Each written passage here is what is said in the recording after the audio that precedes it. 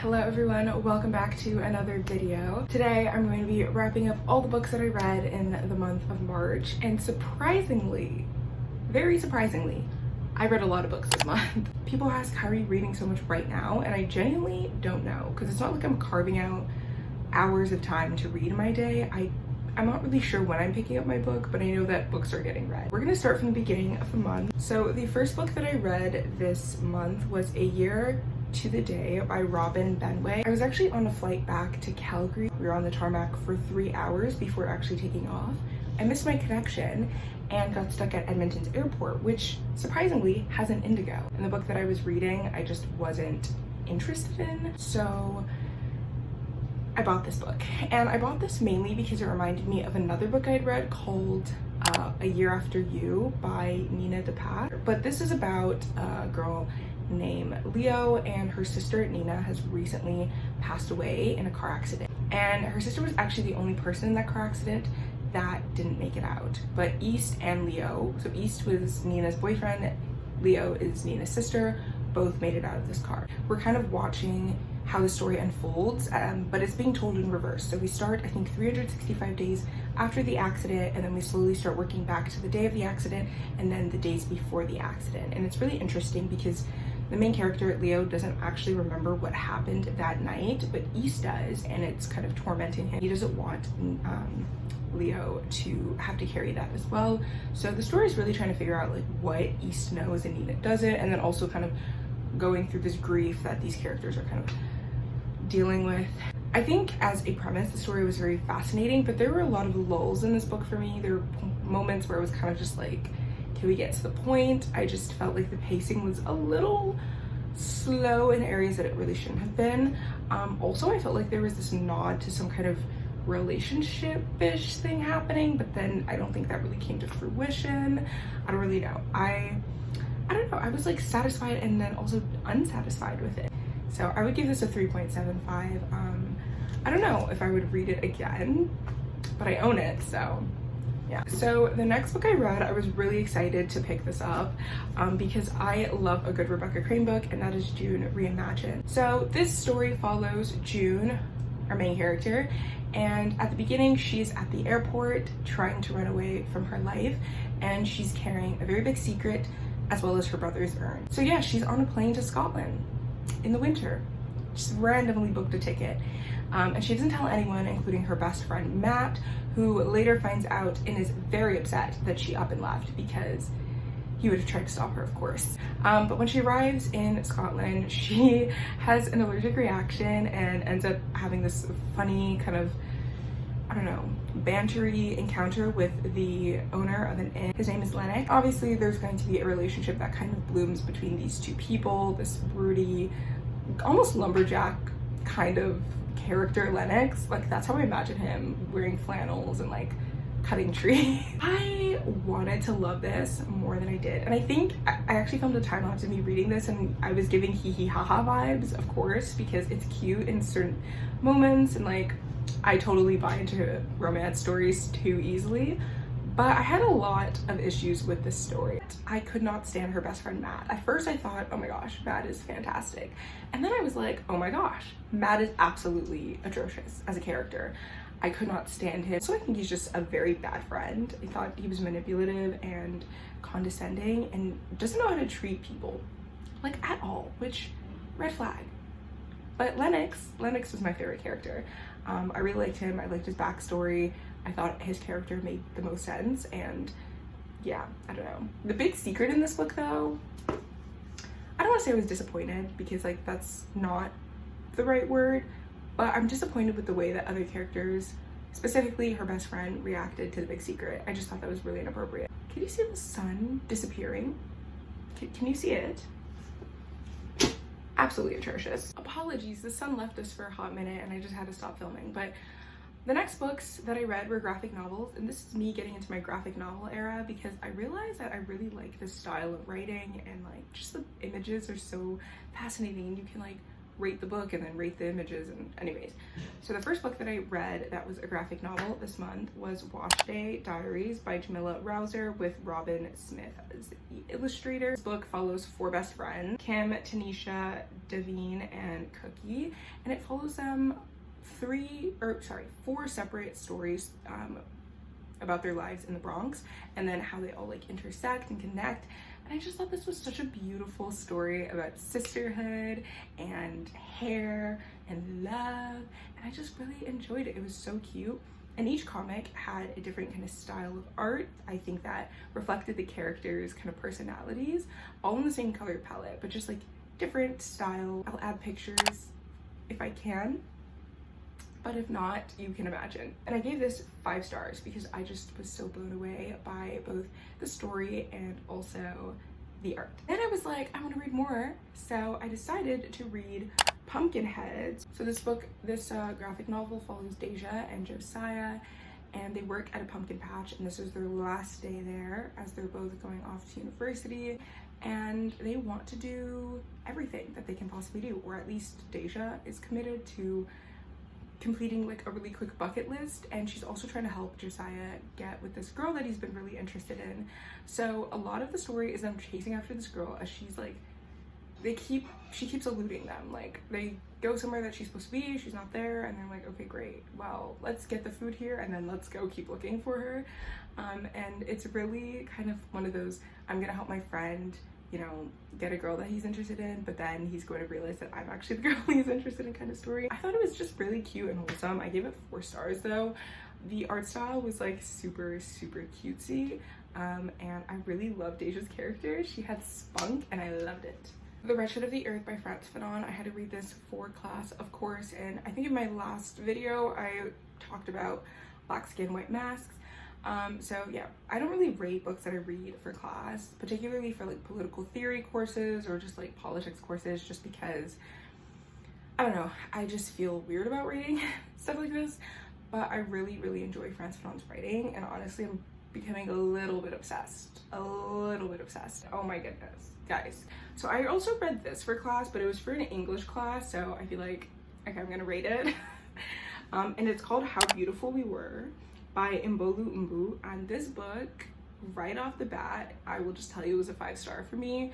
This is a book that will stay with me forever, like that will truly, it's burrowed deep within my heart. Like, I just feel so many emotions toward the story. It centers around Tula, like that character, but also like the village characters. And what it does that I find so interesting is switch between a group narrative called The Children, and then also different members of this one family, and you're hearing these kind of switching narratives, and you're also following this story throughout several years. So these children we start off with are not children by the end of the book, and you're kind of seeing their numbers dwindle, right, from a large kind of children to a group of 3. But this basically follows the story of Kosawa, the village, as a company called Paxton, it's an oil company in the United States, purchases land there. I don't know if they purchased land or if they just stole it. Same difference, honestly, in this context. Yeah, so they start kind of creating like an oil factory. It's not a factory, you know what I'm trying to say, right? And yeah, it's basically polluting the water of the village, making their land infertile so they can't actually farm effectively. So there's a famine. A lot of the children are dying of this, what they would consider a strange sickness. And the story, the way that it ends, like, I feel like it has a very kind of, there's a message there, there's a criticism, and I gave it 5 stars. After that, I was like, no, I'm reading a lot of these books at the same time. So I finished After the Rain by Nnedi, and this story is kind of a graphic novel take on a different book that she wrote, I believe. The main character's name is Chioma, and she goes to the village to visit her grandmother, and on her first night there, someone knocks at the door and touches her, and all of a sudden weird stuff just starts happening. Like, she starts seeing things and smelling things and hearing things, but she doesn't know what's going on, and she feels like she's kind of going mad. Yeah, that's all I can really say. I kind of went into it with just that much information, and I think for a graphic novel that's so short, it's just best to go in mostly blind, but I thought it was really fascinating. I gave it 4 stars. Okay, the next book I read was On Violence by Hannah Arendt, and this again was for my political theory course on fanon. So this is kind of, I would say, not a critique of fanon directly, but a book that kind of speaks directly to fanon's chapter on violence.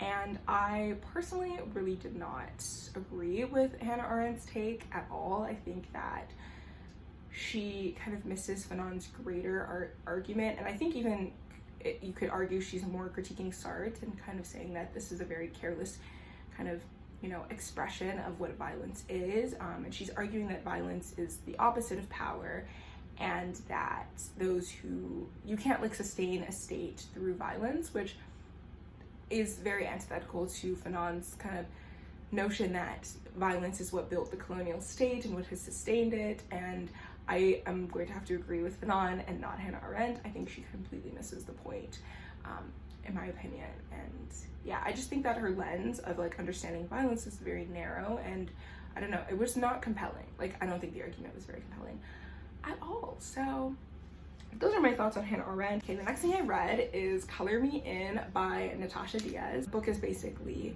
about a main character, Naifeh. She's never really had to think about her intersecting identities, as her mom is Black and her dad is Jewish, until her parents are splitting up and she relocates to her community in Harlem, which is her mom's family, and she starts living with her cousins and kind of just hanging out in their area, and realizing that she has the type of privilege as a white passing Black individual, but then also that like how she has to use that.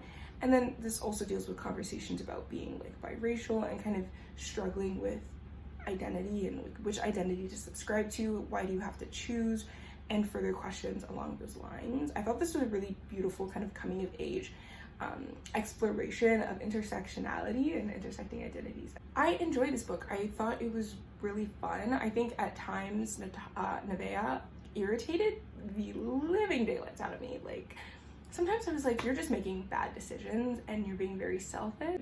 And having to kind of realize that no, it's not always about me. Sometimes I need to give other people who've never been given a voice the opportunity to speak and to kind of be seen and to be heard. I just thought the conversations in this book were really well done, and it didn't feel like it was just a story that was kind of shoving like information or infographic information down my throat, as a lot of books that deal with race and identity tend to do. This was, I thought, really great. I gave it 4 stars. The next book I read is Open Water by Caleb Nelson, and this book follows the story of a dancer and a photographer. Not a conventional love story in the terms of the way that the story is kind of portrayed. It's written in second person, and it definitely feels like a lot of stream of consciousness. You're very much in the main character's head. I don't think we get the names of either of them, but the main character, the guy, he's from Ghana, he lives in the UK, and the girl, we don't really know where she's from. I think Ireland, but she's also from the UK. They're both Black and both having to deal with loss, grief, you know, just being Black, having that identity in spaces where they've been othered. A lot of conversations in this story. I think stylistically this book was incredible, but in terms of the story, sometimes I just felt like it was dragging, but I think the story is important. I don't know if it's a book that I would reread.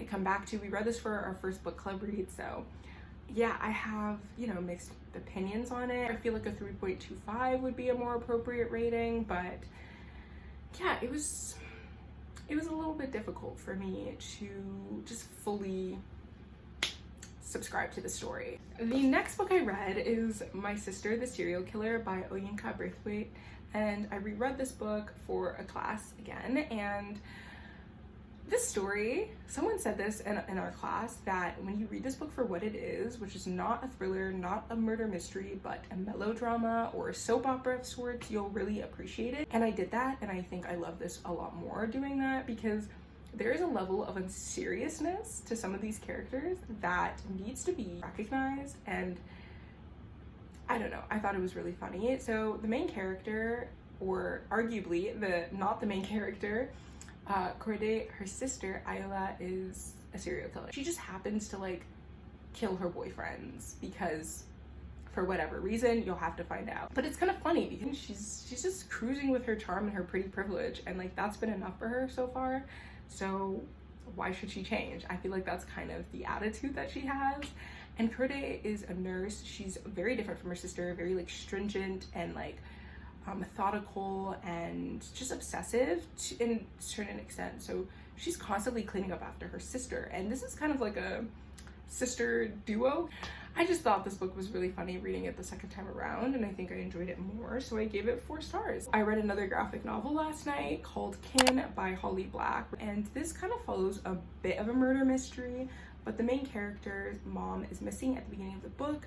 Nobody knows where she's gone. Her dad won't tell her anything. He's kind of just been like aloof, I guess. Her dad is also a professor. When a student turns up dead and her mom is missing, people kind of are assuming that he had something to do with both situations. And then also the main character is seeing a lot of things, specifically after her mom's disappearance. She's just like seeing things, people with horns, tails, hooves, fae, basically. So yeah, this is a Holly Black book. Obviously, it's really dealing with that fairy folklore, and I think that's really cool. And the art style was pretty cool. It was very edgy and kind of grungy. I don't like, however, that it was all in black and white. I'm definitely a fan of colored graphic novels. I don't know. This book was just okay for me. I gave it a 2.75 because it didn't really do anything for me. Am I gonna finish the series? Yes, but like, it's because they're so short. So the next book is Charmed by Tracy Wolff. This is Grace and Hudson stuck in the shadow realm, and they're trying to find their way out, if they can get out. That's all I can really say. How did they get there? You'll have to read the other books to find out. How did they get out? You'll have to read this one to find out. Yeah, I'm gonna give this, I know I shouldn't like preemptively rate this, but I already have my rating kind of in my mind for this book, and I think just because